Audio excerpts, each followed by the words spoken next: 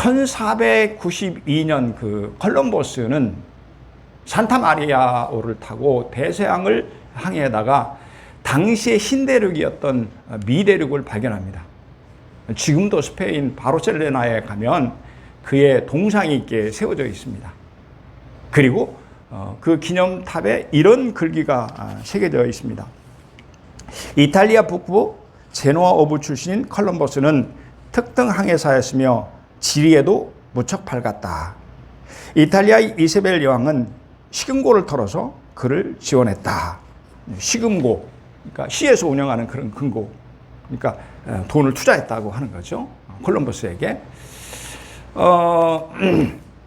항해사란 잘 알려진 대로 선박 직원 중에서 해기사 면허를 취득한 사람입니다. 선장을 도와서 선박을 운행하는 아주 중요한 그런 사람으로 면허의 종류는 1급에서 6급까지 있다고 합니다. 그런데 콜럼버스는 특등 항해사라고 했습니다. 그러니까 항해술에 탁월한 자라는 뜻이죠.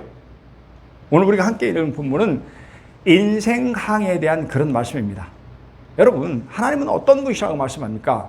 하나님은 인생의 항해를 인도하시는 분이십니다. 본문 30절입니다. 그들이 평온함으로 말미암아 기뻐하는 중에 여호와께서 그들이 바라는 항구로 인도하시는도다. 이렇게 말씀하죠. 여호와께서 그들이 바라는 항구로 인도하시는도다.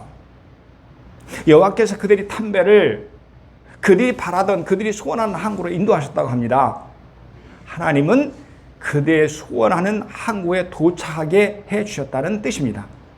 전능하신 하나님이 인생의 항해를 인도하시는 분이라는 그런 의미입니다.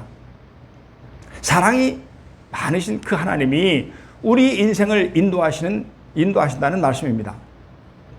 본문은 이처럼 하나님을 인생의 좋은 항해사라고 말씀하고 있습니다.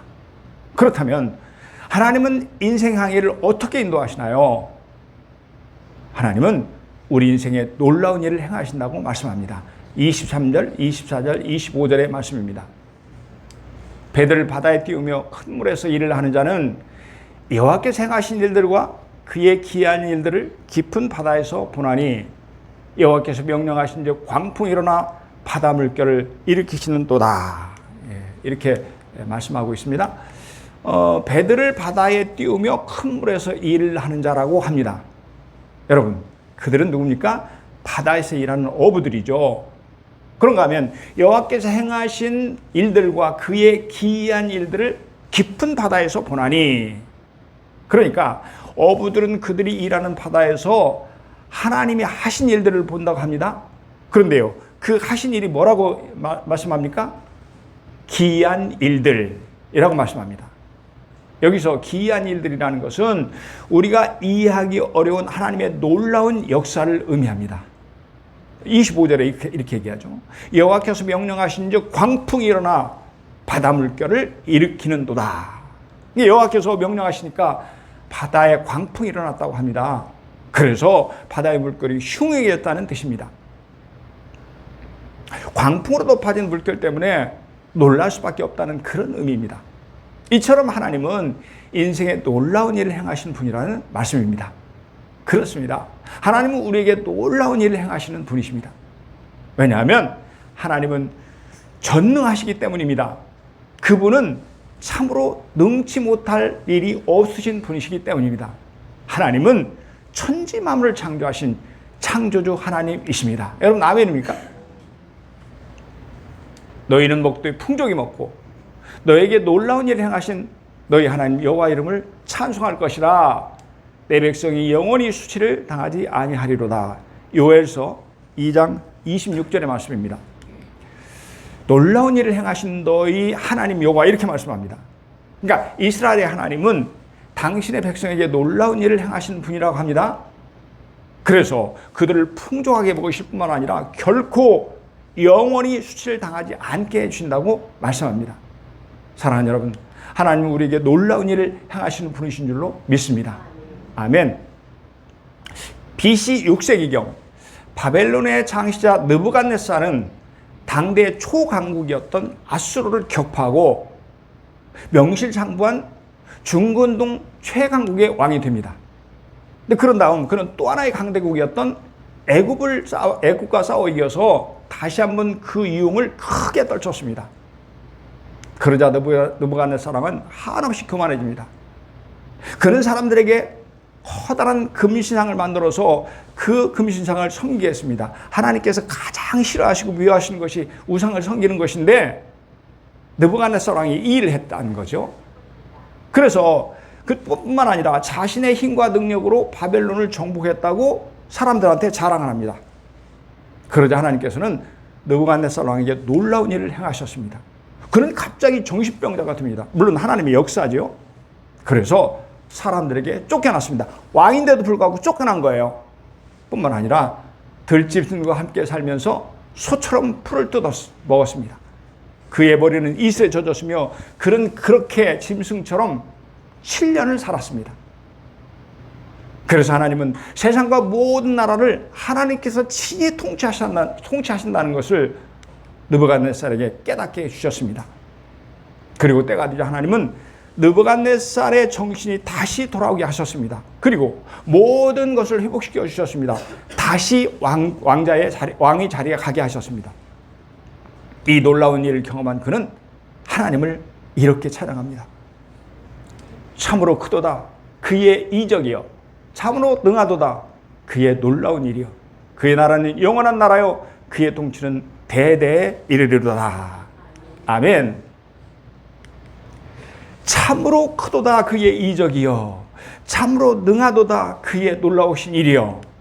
하나님은 참으로 크신 분이라고 합니다. 하나님은 이적을 베푸시는 분이라는 것입니다. 그분은 놀라운 일을 행하시는 영원한 나라의 왕이라는 말씀입니다.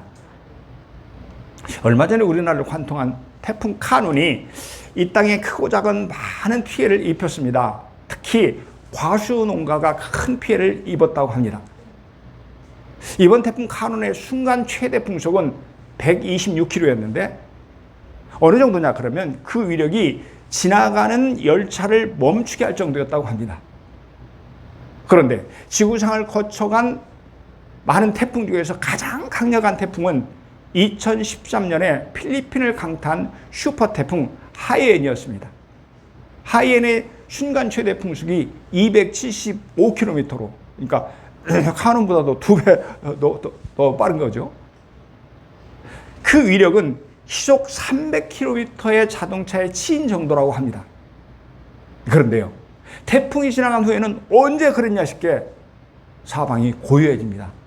참 신기하게도요. 또한 태풍이 오기 전에는 그렇게도 미세먼지가 많았는데 정말 언제 그랬냐 싶게 공기가 깨끗해집니다. 하나님 마치 요술쟁이처럼 놀랍게 변화시킨 것입니다.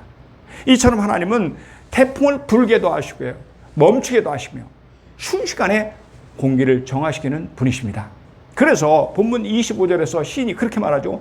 여호와께서 명령하신즉 광풍이 일어나 바다 물결을 일으키는 도다. 사랑하는 여러분, 하나님은 마치 요술쟁이처럼 놀라운 일을 행하시는 분이신 줄로 믿습니다. 아멘. 하나님은 우리 인생의 항로를 친히 인도하시는 분이십니다. 인생 가운데서 놀라운 일을 행하시는 전능하신 하나님이십니다. 인생 가운데서 놀라운 일을 행하시는 창조주 하나님이신 줄로 믿습니다. 아멘. 하나님 우리 인생을 어떻게 인도하시나요? 우리 인생 가운데서 놀라운 일을 행하십니다. 둘째는 고통 가운데서 우리를 건져주십니다. 26절, 27절, 28절의 말씀입니다. 그들이 하늘로 솟구쳤다가 깊은 곳으로 내려가나니 그 위험 때문에 그들의 영혼이 녹는도다. 그들이 이리저리 구르며 취한 자같이 비틀거리니 그들의 모든 지각이 혼돈 속에 빠지는도다.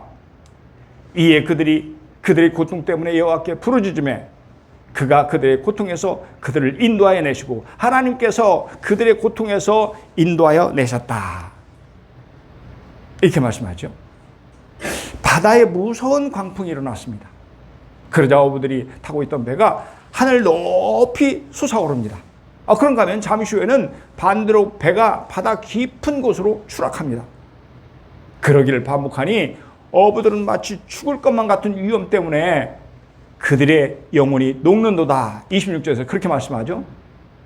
그러니까 사람들은 혼이 나서 넋을 잃었다는 것입니다. 그들은 배 안에서 이리저리 굴러다니면서 마치 술에 취한처럼 비틀거립니다. 그러자 어떻게 되었습니까?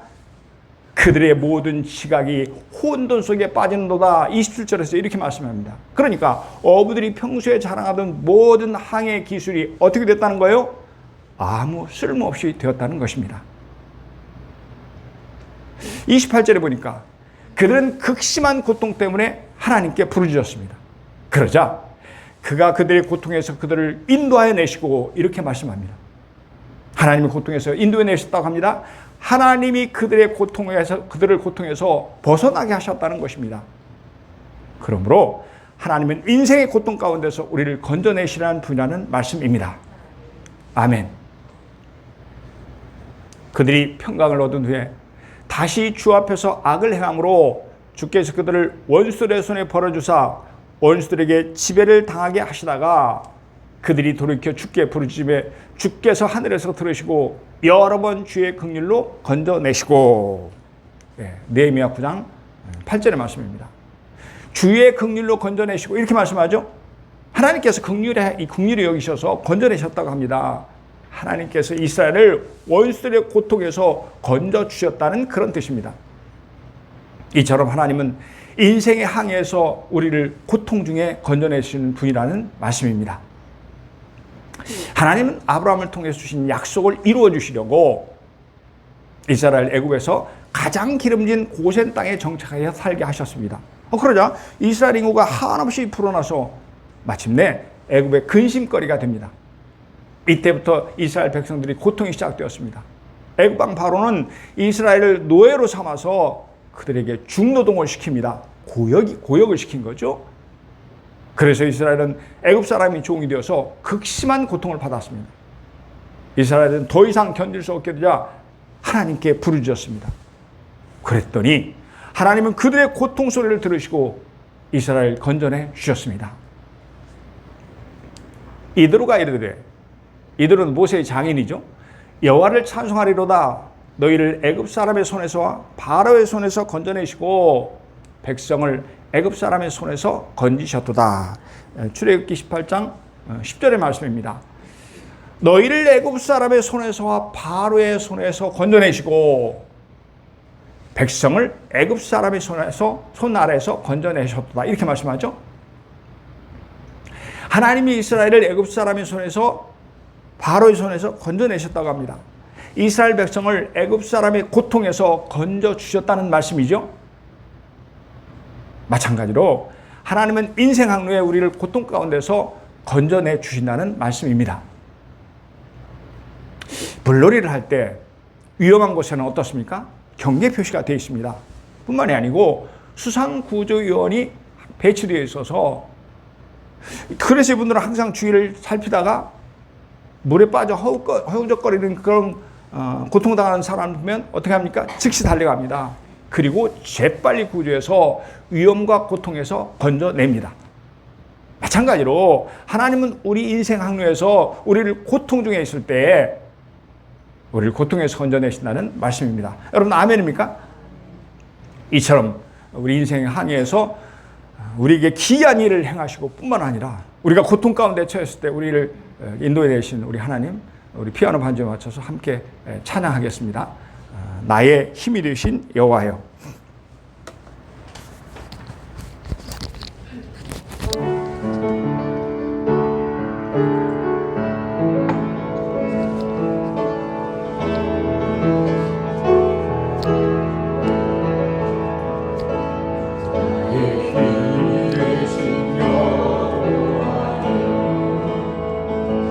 내가 주님을 사랑합니다.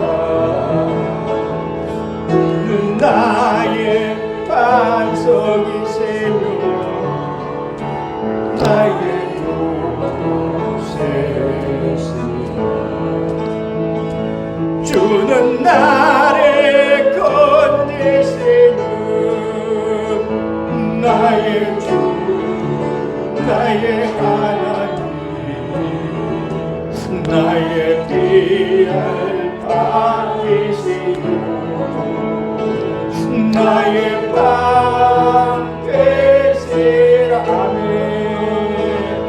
나의 하나님, 나의 하나님, 구원의 뿌리시고 나의 산성이라. 나의 하나님, 나의 하나님, 나의 하나님,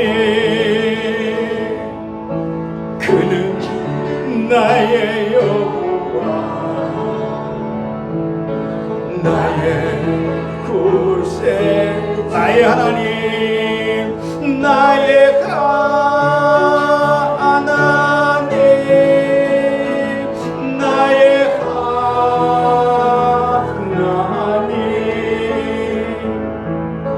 그는 나의 여호와, 나의 구세. 나의 생명이신 여호와여, 예, 생명이신 여호와, 내가 주님을 찬양합니다. 주는 나의 사랑이시며 나의 의지이신. 아멘. 주는 나를 이끄시고 주의 길 인도하시며 나의 생에 복자되시니 내가 따르리라. 나의 하나님, 나의 하나님, 나의 하나님, 생명의 면류관을 내게 세우소서.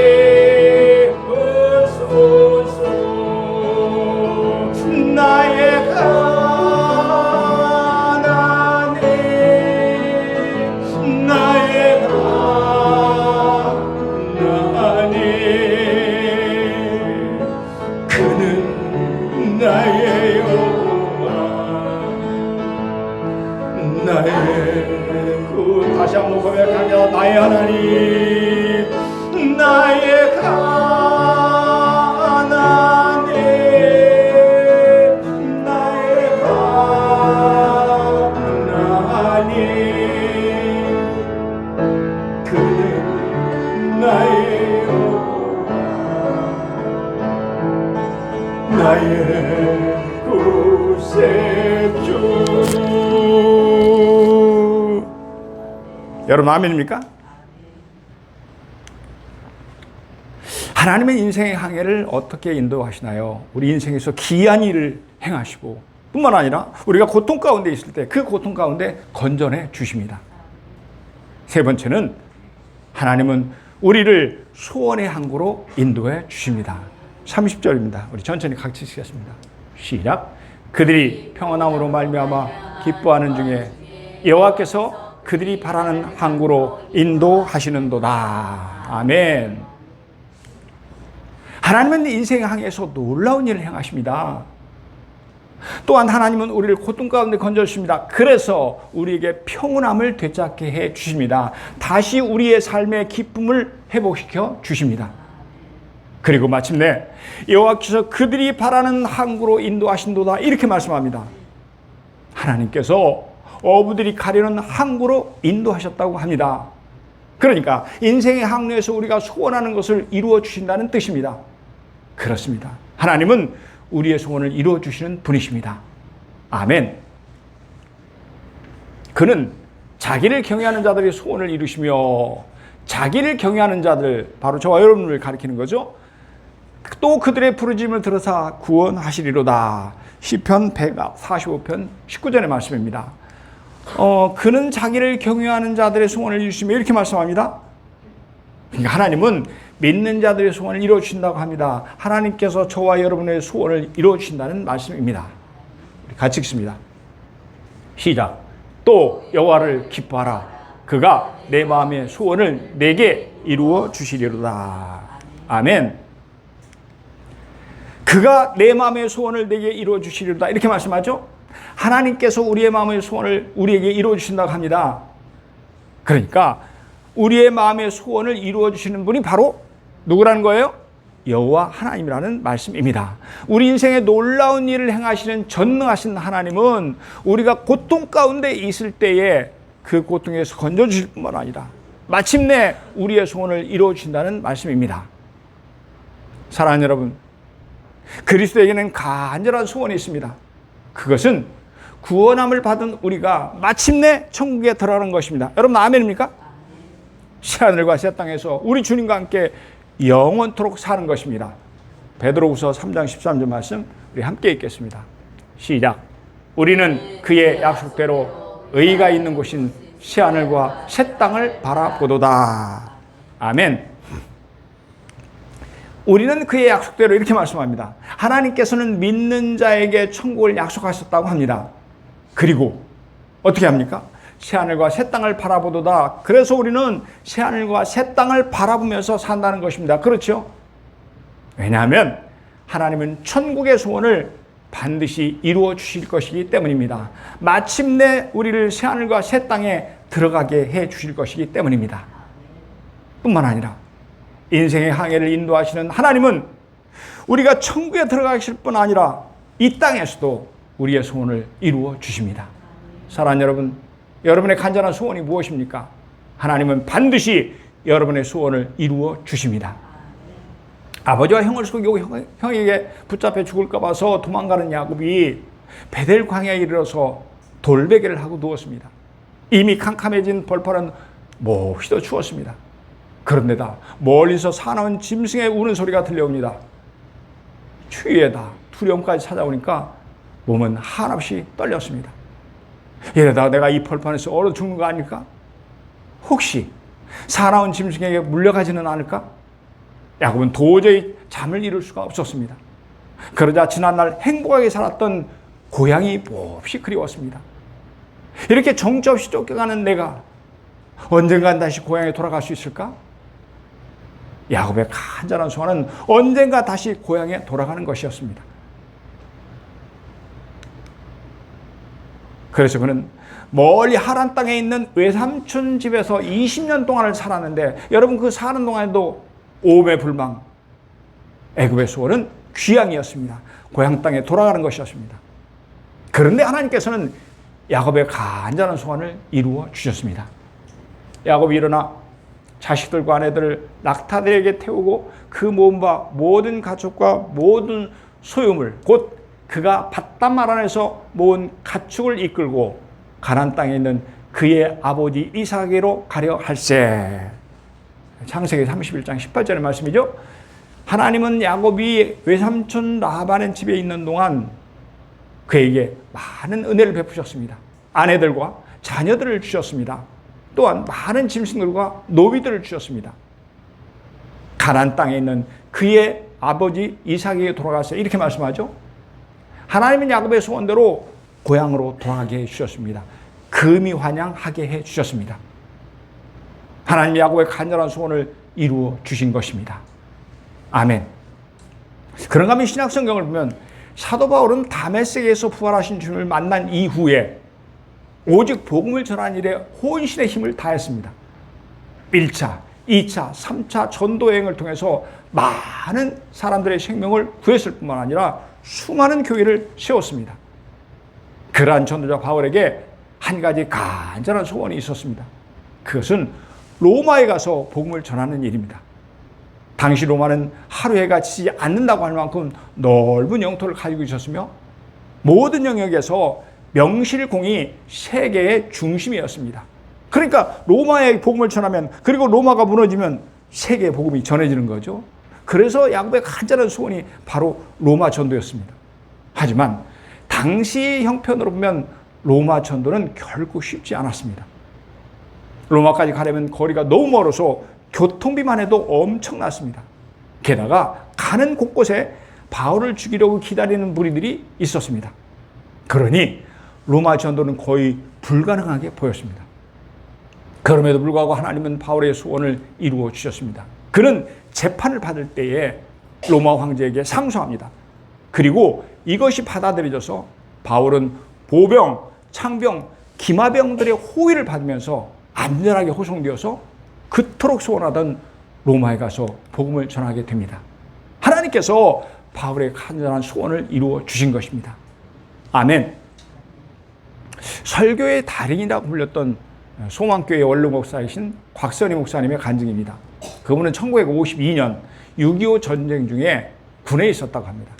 어느 날 특별한 지령이 내려와서 배를 타고 이쪽 섬에서 저쪽 섬으로 가게 되었습니다. 조그만 돛단배에 선주, 어부 한 사람, 목사님, 그리고 부하 한 사람 이렇게 4명이 탔는데 처음에는 항해가 순조로웠습니다. 그러다가 오후부터 날이 흐려지더니 비가 내리고 바람이 심하게 불었습니다. 그러자 목사님 담배는 큰 파도에 하늘 높이 올라갔습니다. 그러다가 잠시 후에는 아래로 바닥으로 내려가더랍니다. 오늘 본문하고 비슷한 그런 상황이죠. 이렇게 몇 번을 반복하더니 그만 배가 홀랑 뒤집어졌습니다. 네 사람은 간신히 뒤집혀진 배에 올라가 앉았습니다. 날은 이미 캄캄해졌고 너무 추워서 그들은 서로 부둥켜 안고 덜덜 떨면서 모든 것을 뒤집힌 배에 맡길 수밖에 없었습니다. 그러다가 해가 떠서 아침 해가 환하게 밝아왔습니다. 그들은 정신을 차리고 주위를 둘러보았습니다. 그랬더니 여러분 이게 웬일입니까? 그들이 가고자 하는 목적지에 도착해 있더라는 것입니다. 마찬가지로 우리 인생에는 풍랑이 일며 때로는 광풍이 일기도 하지만 하나님은 놀라운 능력으로 역사해 주십니다. 저와 여러분을 고통에서 건져내 주십니다. 그리고 마침내 우리를 소원의 항구로 인도해 주실 줄로 믿습니다. 여러분 아멘입니까? 사랑하는 여러분, 그렇다면 인생의 항해를 인도하시는 하나님 앞에 우리는 어떻게 살아야 할까요? 오늘 본문에 보니까 하나님을 온전히 의지하라고 말씀합니다. 우리 같이 읽겠습니다. 시작. 이에 그들이 그들의 고통 때문에 여호와께 부르짖으매 그가 그들의 고통에서 그들을 인도하여 내시고. 아멘. 본문 28절의 말씀이죠. 그들은 고통 때문에 여호와 하나님께 부르짖었다고 합니다. 간절한 마음을 담아서 큰 소리로 기도했다는 뜻입니다. 이 말씀은 하나님을 온전히 의지했다는 뜻이죠. 그래서 하나님 온전히 의지했더니 그가 그들의 고통에서 그들을 인도하여 내시고 이렇게 말씀합니다. 하나님이 고통 중에 그들을 인도하여 내셨다고 합니다. 마침내 그들이 소원하는 항구에 이르게 하셨다는 말씀입니다. 말씀을 정리합니다. 사랑하는 성도 여러분, 여러분의 간절한 소원이 무엇입니까? 하나님은 당신을 온전히 의지하는 자에게 놀라운 일을 행하시는 전능하신 분이십니다. 그러므로 여호와 하나님께서는 우리의 어떤 고통 가운데서도 우리를 건져내시며 마침내 우리가 소원하는 것들을 반드시 이루어 주실 줄로 믿습니다. 놀랍게 축복해 주실 줄로 믿습니다. 아멘.